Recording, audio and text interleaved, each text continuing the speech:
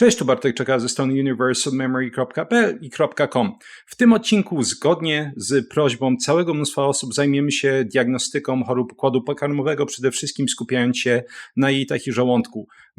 Naprawdę mnóstwo osób pisze do mnie regularnie albo maila, albo zostawia komentarze opisując różnego rodzaju rewolucje żołądkowe, które ma i narzekając, że nie potrafi sobie z tym poradzić. Więc dzisiaj wytłumaczę po prostu dosyć szeroko, jak można sobie zrobić taką diagnostykę, ale zanim przejdziemy do tego, myślę, że warto parę uwag zostawić. Po pierwsze, iść do lekarza. Nie jestem pewien, czemu wiele z tych osób po prostu nie pójdzie do lekarza, do jakiegoś dobrego gastroenterologa, chyba że oczywiście jakby te kłopoty wynikają z tego, że lekarz nie potrafił zdiagnozować problemu, ale że tak powiem, to jest taki instruktaż, jak to zrobić samemu, jeśli ktoś nie ma dostępu może do lekarzy czy dobrych lekarzy, natomiast wciąż najlepiej po prostu takie rzeczy robić pod opieką lekarzy, to dla jasności. Po drugie, skupimy się na chronicznych chorobach układu pokarmowego. Innymi słowy, nie będziemy mówić o sytuacjach ostrych infekcji, czy to wirusowych, czy bakteryjnych, dorosłych i dzieci. Wiecie, jedziesz do Indii, zjesz jakiś podejrzany kebab, czy szczura spatyka i dostajesz sraczki. To nie jest odcinek, który w tym pomoże. My jeszcze raz skupimy się na chronicznych stanach, czyli są jakieś zdęcia, bulgotanie, różnego rodzaju rewolucje żołądkowe, może czkanie, odbijanie od dłuższego czasu i to nie jest diagnozowane. Kolejnym jakby wyznacznikiem tych różnego rodzaju testów, o których sobie będziemy mówić, jest tak zwany do it yourself, tak? Czyli musisz być w stanie zrobić to sam. Te badania, które będę polecać, one mają to do siebie, że możesz pójść do laboratorium, zapłacić po prostu z własnej kieszeni i dostaniesz wyniki takiego badania. I te badania, które będę z kolei zalecać, badań diagnostycznych jest naprawdę od groma. Będę skupiać się przede wszystkim na tak zwanych złotych standardach, jeśli chodzi o diagnozę konkretnego problemu. Czyli innymi słowy, jeśli są innego rodzaju badania diagnostyczne, które są gorszej jakości, to po prostu albo o nich nie wspomnę w ogóle, albo wspomnę, że są one gorszej jakości, tak dla jasności. Wymienimy szybko, na jakie badania się nie skupimy. Nie skupimy się na morfologii oraz badaniach palpacyjnych, mimo że to są badania, które można zrobić samemu, nie będę ich omawiać w tym odcinku. Nie skupimy się na badaniach inwazyjnych, czyli badaniach endoskopowych, takich jak choćby gastroskopia i kolonoskopia. Nie skupimy się na badaniach obrazowych, tomografia, rezonans magnetyczny, USG, rentgen klatki piersiowej, rentgen z kontrastem klatki piersiowej do diagnozowania choćby przepukiny wślizgowej.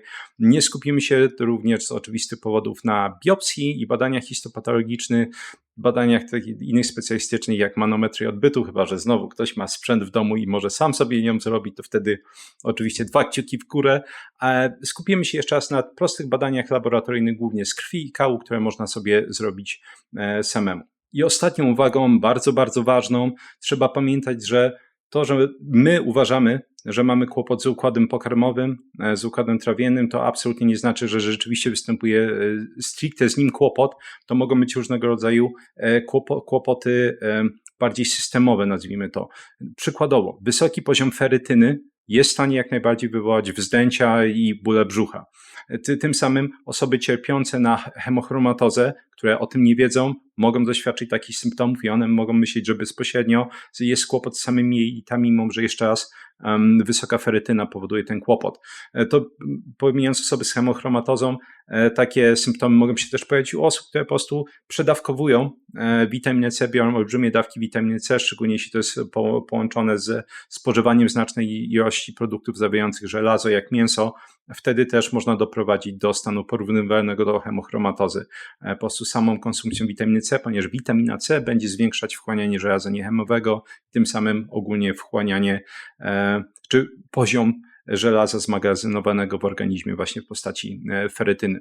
Hiperkalcemia, czyli nadmierna ilość wapnia w krwi jest w stanie wywołać m.in. wzdęcia, może wywołać zatwardzenia. Oczywiście, żeby było jasne, wszystkie te nazwijmy to jednostki chorobowe czy kłopoty, one będą miały swój zestaw symptomów, który będzie dosyć charakterystyczny, który będzie mówić, że nie jest to sam układ pokarmowy, czyli nie sam układ pokarmowy jest kłopotem, natomiast jeszcze raz wspominam, bo bardzo ważne, żeby sobie zapamiętać, że to, że czujemy kłopoty z układem pokarmowym, to wcale nie musi znaczyć, że jest to układ pokarmowy. Z klasyków, jeśli chodzi o płeć piękną, endometrioza. W endometriozie mogą występować wzdęcia i biegunki i znowu może się wydawać, że coś tam w jeitach się dzieje. Jeśli chodzi o na przykład wątrobę, wątroba będzie w stanie ze względu na produkcję żółci, czyli innymi słowy też uczestnictwo w tym procesie trawienia pokarmu sprawiać kłopoty w momencie, w którym na przykład mamy wirusowe zapalenie wątroby typu B czy typu C. Więc jeszcze raz, jakby kończąc ten wątek, to, że coś dzieje się z jelitami, to wcale nie znaczy, że coś bezpośrednio dzieje się z jelitami, mogą być to jakieś kłopoty okalające, towarzyszące innym jednostkom chorobowym, a nie bezpośrednio jakiś stan zapalny jelita.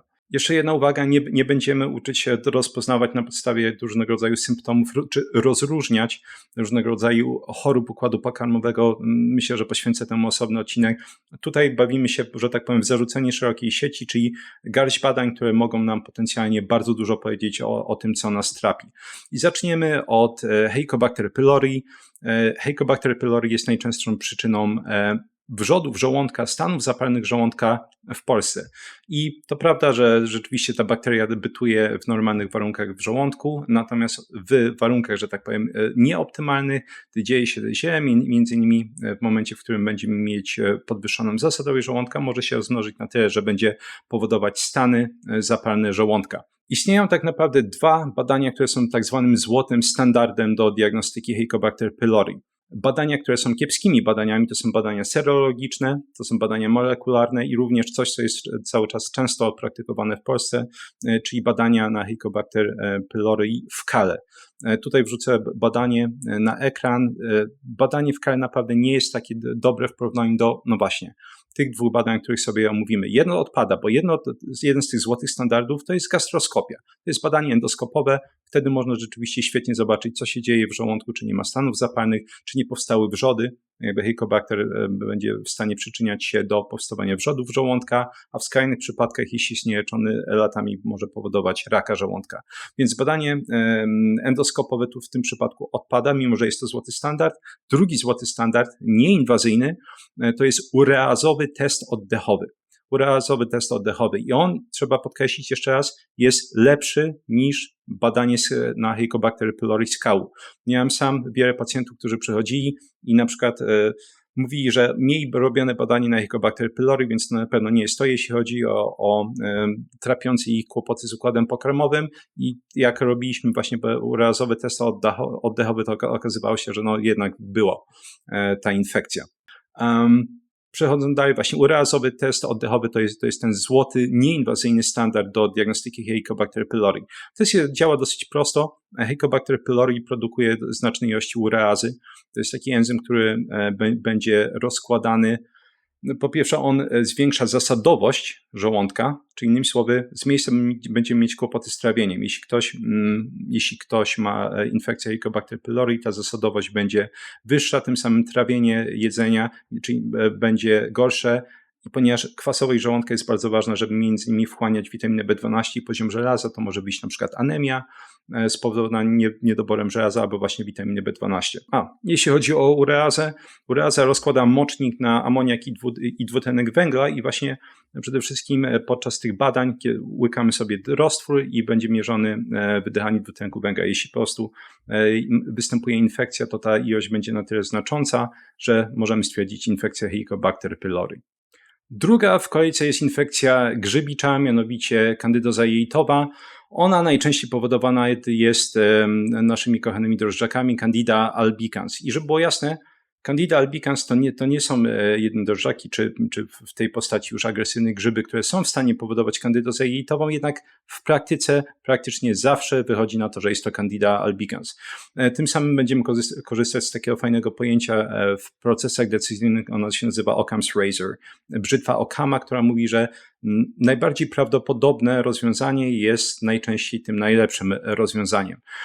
Oczywiście są różnego rodzaju inne, tak jak mówiłem, zakażenia grzybicze, szczególnie jeśli chodzi o jakieś grzyby oportunistyczne, które mogą się wydarzyć, na przykład Cropidra, czyli Aspergillus, chociaż najczęściej grzyb ten będzie powodować kłopoty z płucami.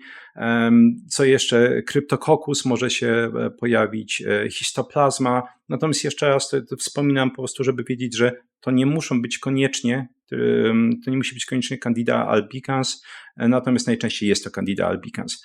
I Candida albicans zwyczajnie bytuje sobie w jelitach, nikomu nie przeszkadza, dopóki nie dojdzie do zaburzenia równowagi mikrobiomu. I teraz, kiedy może dojść do tego zaburzenia? Innymi słowy, jakie wskazówki, jakich wskazówek możesz użyć, żeby potencjalnie zobaczyć u siebie, że dobra, to może być to. Antybiotykoterapia. Długie lata antybiotykoterapii, częste, agresywne antybiotykoterapie są w stanie bardzo ładnie zaburzyć pracę mikrobiomu.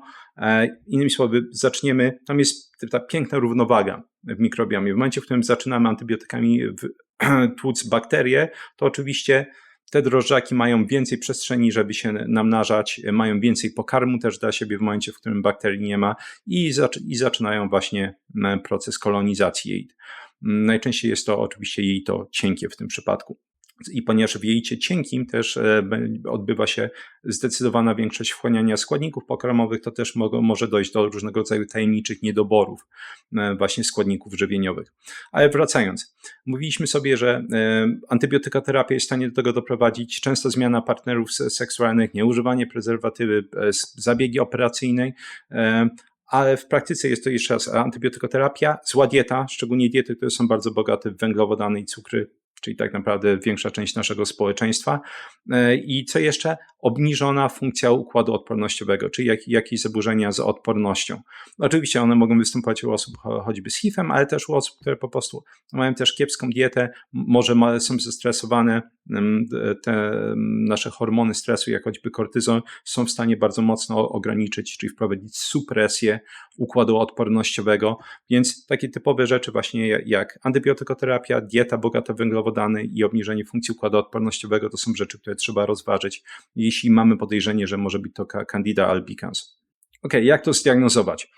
Dosyć prosto, wystarczy pójść do laboratorium i zrobić sobie badanie na przeciwciała przeciwko Candida albicans w klasie IgM. IgM, ta klasa będzie nam mówić, że infekcja jest albo bieżąca, albo przynajmniej jest gdzieś na wykończeniu, jeśli ten poziom będzie zbyt wysoki. Nie robimy takich badań jak na przykład przeciwciała w klasie IgG na Candida albicans, to nam mówi, że infekcja mogła być i po prostu są produkowane przeciwciała właśnie przeciwko Candida albicans, czyli ewentualnie możemy się dowiedzieć, czy była u nas infekcja, natomiast pytanie, czy warto wydawać pieniądze tylko po to, żeby dowiedzieć się tego jako ciekawostkę, bo byłaby to wtedy tylko i wyłącznie ciekawostka. W skrajnych przypadkach, jeśli by się okazało, że nie jest to Candida albicans, czyli na przykład przeciwciała w klasie IgM na Candida albicans wyszłyby negatywne, można sobie zrobić przeciwciała antymananowe, zwyczajnie nie polecam ich robić. To jest szersza sieć. One i tak najczęściej, jeśli już lekarz je zaleca, to one są rzeczywiście wciąż używane przeciwko Candida albicans, mimo że są gorsze niż przeciwciała w klasie IgM. Natomiast przeciwciała antymananowe, one są na tyle fajne, że mogą też potencjalnie nam powiedzieć o innych infekcjach z rodziny Candida, czyli na przykład Candida glabrata, tropicae, krusei. W tym przypadku przeciwciała antymananowe oczywiście będą w stanie nam powiedzieć, że potencjalnie jest to. Czyli oczywiście można zrobić jedno i drugie badanie. Jeśli by na przykład przeciwciała na Candida wyszłyby negatywne, przeciwciała antymananowe wyszłyby pozytywne, to jest wtedy jakaś sugestia, że mówimy o zakażeniu grzybiczym innym grzybem z rodziny Candida. Natomiast wtedy te inne gatunki Candidy, one też mają powiedzmy bardziej specyficzne, często dużo gorsze przebiegi tych infekcji, więc warto o tym pamiętać. Natomiast jeszcze raz, idealnie, jeśli już nawet zrobimy takie wyniki, czy zrobisz takie badania, pójść z tym do lekarza, ponieważ warto pamiętać, praktycznie dowolne badanie też może zostać wypaczone różnego rodzaju innymi zmiennymi, jak choćby jakieś inne infekcje, które występują jednocześnie w organizmie. Trzecie badanie to test wodorowo-metanowy na SIBO. SIBO to inaczej przerost bakteryjny jelita cienkiego. Innymi słowy, coś stało się, że bakterie, które zwyczajnie występują w dosyć niewielkiej ilości w jelicie cienkim, namnożyły się i w tym momencie zaczynają po prostu przejmować bardzo często pokarm, który trafia do jelita cienkiego, można powiedzieć, pasożytują na pokarmie, który my spożywamy. Oczywiście, żeby było jasne, bardzo ważne jest, żeby dotrzeć do przyczyny powstania SIBO, tak? Czy może to jest nadmierna konsumpcja alkoholu. duże ilości stresu mogą się do tego przyczynić, mała aktywność ruchowa między innymi, więc warto ponownie z lekarzem, jeśli by wyszedł taki wynik pozytywny tego badania, dojść do tego, co to spowodowało, co wywołało SIBO, bo w momencie, w którym wiemy, jaka jest przyczyna, możemy to leczyć. Możemy leczyć, możemy zapobiegać wystąpieniu ponownie tego stanu. Jak wygląda test wodorowo-metanowy na SIBO? Jeszcze raz podkreślę, wodorowo-metanowy, nie robić samego testu wodorowego. Często jest tak, że test wodorowy może wyjść w normie, natomiast wodorowo-metanowy pokazuje dopiero infekcję właśnie bakterią, czy przerost bakteryjny jelita cienkiego. Test znowu działa dosyć prosto, można powiedzieć, sama mechanika jest porównywalna do ureazowego testu oddechowego na Helicobacter pylori. W tym przypadku spożywamy sobie roztwór laktulozy. To mogą być inne roztwory, natomiast bym powiedział, laktuloza jest złotym standardem. Spożywamy roztwór laktulozy, ona będzie konwertowana, jeśli jest ten przerost bakteryjny jelita cienkiego w zbyt dużej ilości, znacznej ilości wodoru i metanu i po wypiciu tego będziemy mieć pobierane próbki oddechu po 15, 30, 60, 90 minutach i tak dalej i na końcu będziemy mieli odczyt, czy po prostu stężenie wodoru i metanu w wydychanym powietrzu, ponieważ po fermentacji tego roztworu laktulozy ten wodór i metan będzie przez płuca wydostawać się na zewnątrz. W tym momencie, jeśli właśnie te odczyty będą zbyt wysokie, to wiemy, że nastąpił bakteryjny przerost jelita cienkiego. Badanie numer 4 to zonuina w kale. Jeden z moich absolutnie ukochanych badań, zaraz wyjaśnię czemu, ale zacznijmy od szybkiego wyjaśnienia, czym jest zonulina. Zonulina jest białkiem, które reguluje przepuszczalność tzw. tight junctions, połączeń ścisłych w jelitach.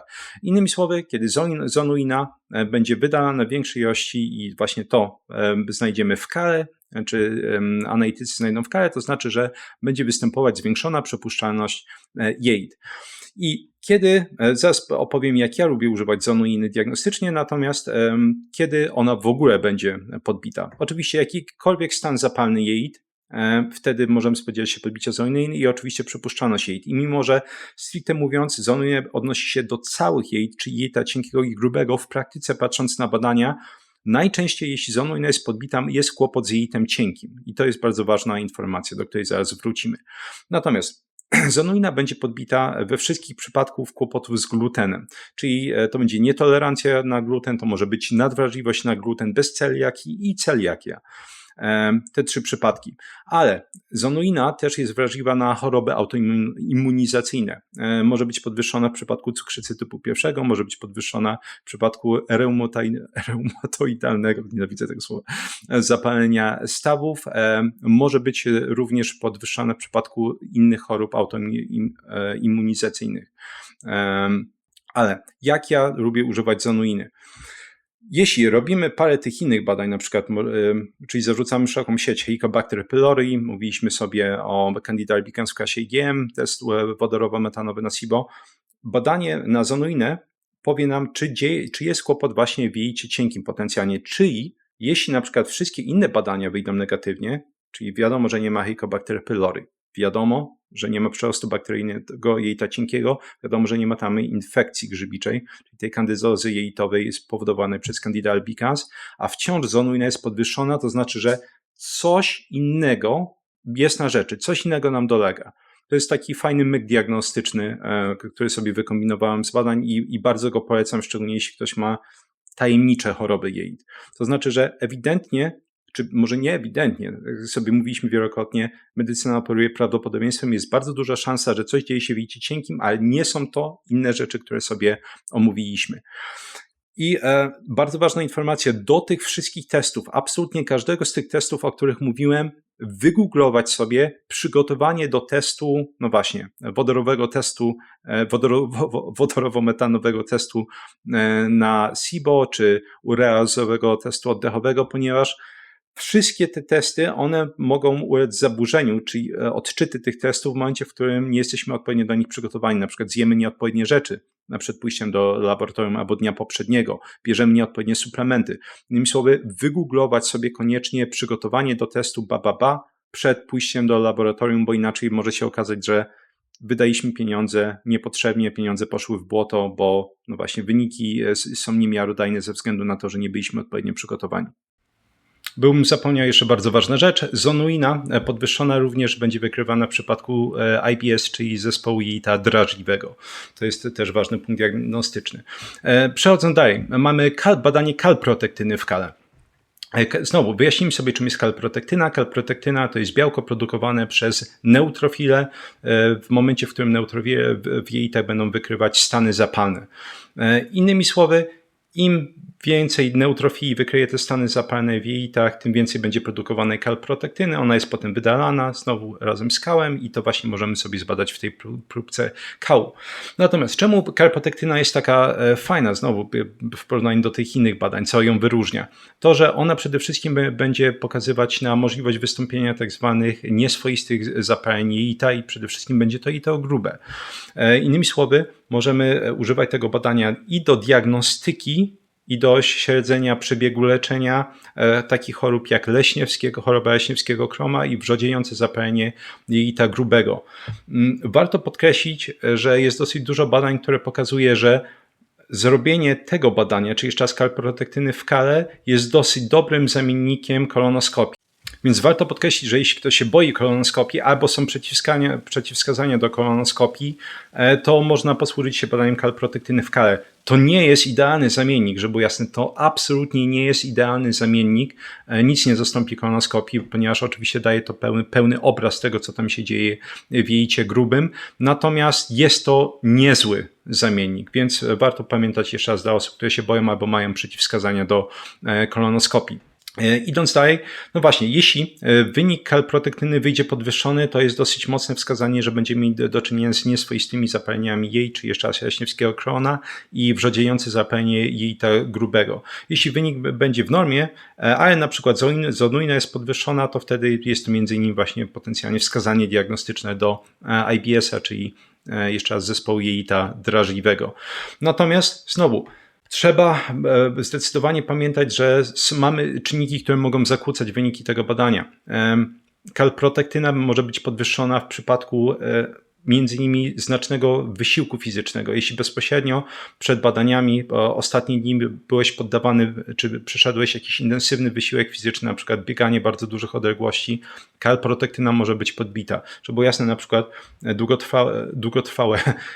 długie bieganie jest w stanie wywołać takie niedotlenienie, które będzie skutkować niekorzystnymi zmianami mikrobiomu i właśnie między innymi dlatego kalprotektyna jest wtedy podbita. Kalprotektyna może być podbita, kiedy ktoś bierze nieustannie niesterydowe leki przeciwzapalne, ale również takie przypadki jak marskość wątroby, kłopoty z trzustką, różnego rodzaju choroby reumatyczne, zapalenie płuc. Jeszcze raz, jeśli ktoś ma wątpliwości, warto po prostu zobaczyć, jakie czynniki właśnie mogą jeszcze wpłynąć na podbicie poziomu kalprotektyny, żeby mieć pewność, że badamy, no właśnie, że jeśli ten wynik jest podwyższony, to rzeczywiście jest podwyższony dlatego, że jest kłopot z jelitem grubym.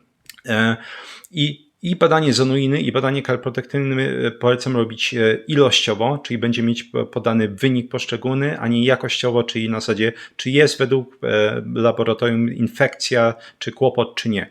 Ilościowe badania są w tym przypadku zawsze najlepsze. I tutaj znowu możemy sobie jeszcze przejść do porównania, czyli widzimy, że zonuina najczęściej będzie pokazywać kłopot z jelitem cienkim, natomiast kalprotektyna będzie pokazywać kłopoty z jelitem grubym. Czyli tutaj znowu możemy sobie, można powiedzieć, segmentować. Czyli jeśli odhaczymy sobie żołądek, to dalej zonuina i oczywiście ten wodorowo-metanowy test oddechowy i badanie na Candida albicans w klasie IgM powiedzą nam, czy coś tam dzieje się w jelicie cienkim. Teraz z kolei kalprotektyna powie nam, czy coś dzieje się w jelicie grubym. I zaczynamy już bardzo mocno zawężać po prostu, gdzie może pojawić się jakiś kłopot. Więc jeśli twój lekarz tego nie robił, miałeś właśnie, czy masz jakieś kłopoty niezdiagnozowane, mimo że trzeba na te badania wydać paręset złotych, to można naprawdę dosyć mocno ograniczyć obszar, który potencjalnie jest problematyczny, jeśli chodzi o odczuwane przez ciebie symptomy. Kolejne badanie to badanie kału na pasożyty. Badanie wydaje mi się dosyć prostolinijne, jeśli chodzi o mechanizm.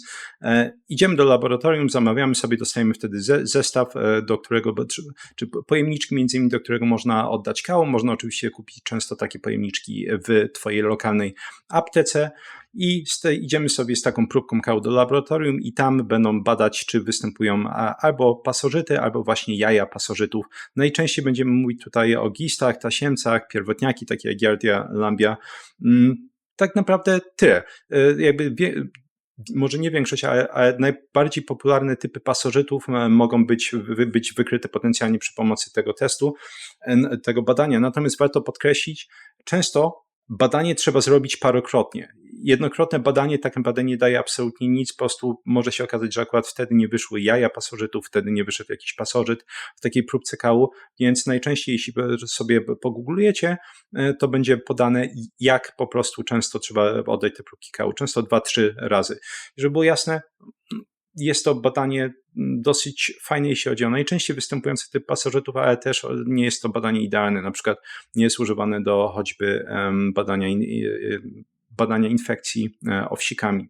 W tym przypadku jest badanie z przelepianiem taśmy do odbytu, żeby złapać takie żyjątka, zobaczyć, czy one będą występować. Kolejną sekcją, tak naprawdę ostatnią dużą sekcją są różnego rodzaju nietolerancje albo alergie pokarmowe. Jeśli chodzi o takie panele, polecam zawsze, jeśli jest podejrzenie, że źle reagujemy na jakiś pokarm, robić jak najszerszy możliwy panel, robić nie tylko badanie na alergeny pokarmowe, ale też środowiskowe, czyli różnego rodzaju między innymi roztocza. Bardzo ważne, te badania robimy w klasie IgE. Nie obchodzą nas badania w klasie IgG. Te badania jest mnóstwo tego rodzaju badań i paneli na rynku, one są bardzo szerokie, natomiast istnieje praktycznie minimalne, czy można by się nawet pokusić o powiedzenie zerowe powiązanie między tym, że wyjdzie komuś zwiększony poziom przeciwciał IgG dla danego pokarmu, a rzeczywiście symptomami występującymi podczas jedzenia takiego pokarmu. Więc jeszcze raz, wszystkie alergeny pokarmowe, środowiskowe testujemy w klasie IgE. I oczywiście warto również podkreślić, celiakia i różnego rodzaju kłopoty z glutenem również oczywiście będą podpadać pod tą kategorię. W przypadku celiakii wiem, że dosyć popularne jest testy genetyczne na haplocyty, czyli ten chlatki, jak to mówię, 2 i 8. Moim zdaniem nie warto tego robić ewentualnie w jakiejś tam dalszej diagnostyce, ponieważ część populacji może mieć, u części populacji mogą występować te wariacje genetyczne tych haplocytów, natomiast nie będą mieć celiaki.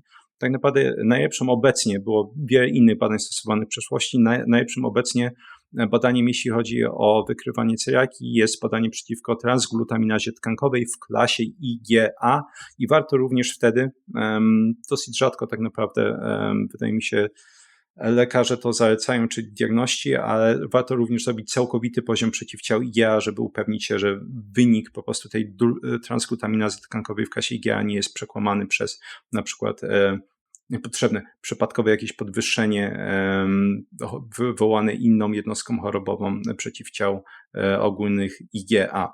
Byłbym zapomniał jeszcze odpukać, jeśli ktoś miałby podejrzenia nowotworu albo chciałby przynajmniej upewnić się, że jest mała szansa na wystąpienie nowotworu, szczególnie raka jelita grubego, możemy sobie zrobić badanie na utajoną krew w kale. Trzeba pamiętać, że to badanie na utajoną krew w kale może dać sztucznego stracha, jeśli ktoś ma kłopot z hemoroidami. Jeśli ktoś ma na przykład hemoroidy, czy to ukryte, czy już na zewnątrz odbytu, one będą po prostu krwawić, tym samym może wyjść badanie pozytywne na utajoną krew w kale, natomiast jest to spowodowane krwawieniem na przykład z jelita grubego, tylko właśnie hemoroidami, warto o tym pamiętać. Natomiast wracając do diagnozy raka jelita grubego, możemy zrobić taką wstępną diagnostykę przy pomocy właśnie badania na utajoną krew w kale, badanie M2PK, to jest badanie na polipy i właśnie potencjalnie raka jelita grubego, oraz badanie, ten antygen rakowo-płodowy, o którym już mówiłem w odcinku o różnego rodzaju markerach nowotworowych, które możemy używać do diagnostyki czasami albo szczególnie śledzenia przebiegu różnego rodzaju nowotworów. Więc jeszcze raz M2PK, badanie na utajoną krew i antygen rakowo-płodowy to jest CEA.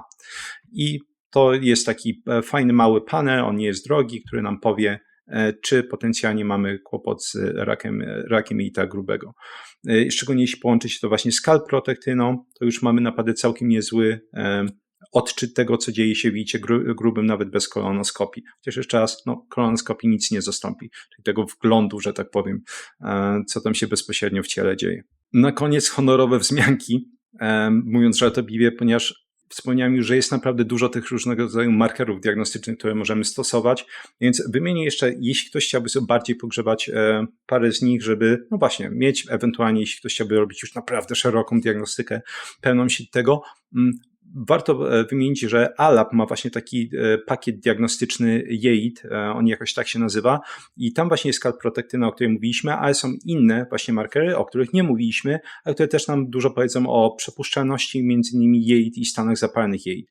Tam jest immunoglobulina wydzielnicza A, IgA, czyli SIgA tak zwane, jest eozynofilowe białko X, są beta-defensyny, jest alfa-1 antytrypsyna i no właśnie, każdy z tych markerów jakby dodatkowo poszerzy pole informacji, chociaż oczywiście będzie to bardzo mocno skorelowane z wynikami między innymi zonu i kalprotektyny.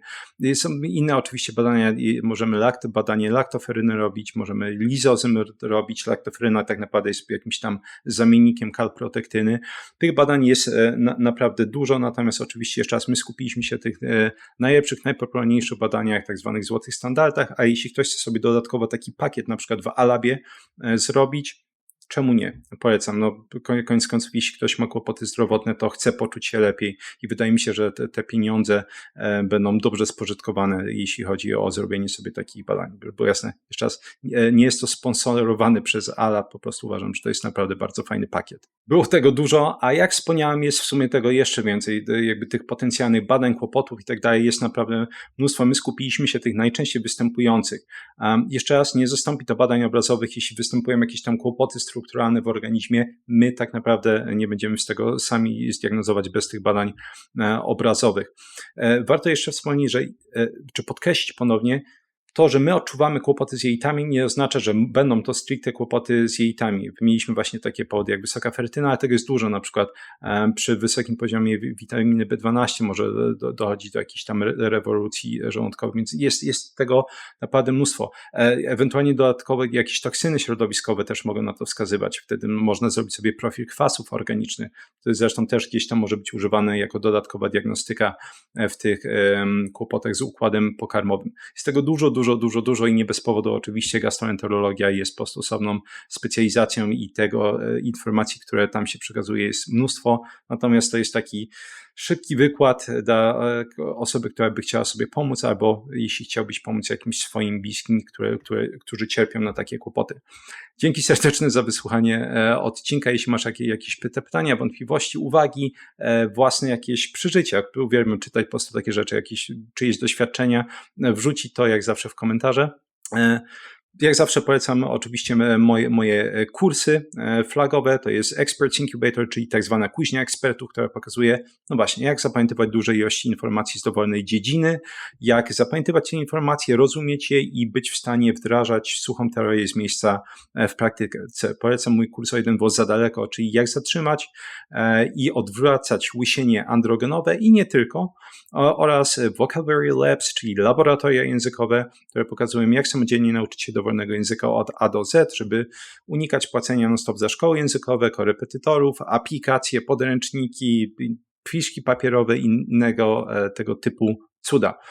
Jeśli interesuje Cię właśnie pamięć, języki obce, analiza badań, zapraszam do zapisania się do mojego newslettera. Jak rozwinie się opis, to jest taki krótki link, gdzie są linki do wszystkich moich mediów społecznościowych, między innymi też do newslettera i moich stron. Tam można zapisać się na newsletter. Jak zawsze 3 piosenki rockowe przypięte w pierwszym komentarzu pod tym odcinkiem, żeby mi spędzić czas również po wysłuchaniu odcinka. I na koniec, jeśli ktoś chciałby wesprzeć, że tak powiem, misję kanału w szerzeniu informacji na temat diety i czy właśnie jakieś tam skrzyżowania diety z medycyną, to polecam zostanie patronem. Dla patronów dostępne jest forum, gdzie można mi zadać pytania oraz gotowe fiszki z tego odcinka i paru 10 ostatnich, czyli wszystkie te informacje można ściągnąć sobie właśnie w postaci takiej gotowej talii, którą można potem sobie otworzyć i te informacje szybko przyswoić, jeśli ktoś potrzebuje oczywiście takich informacji. Dzięki serdecznie jeszcze raz za wysłuchanie odcinka i do usłyszenia w następnym.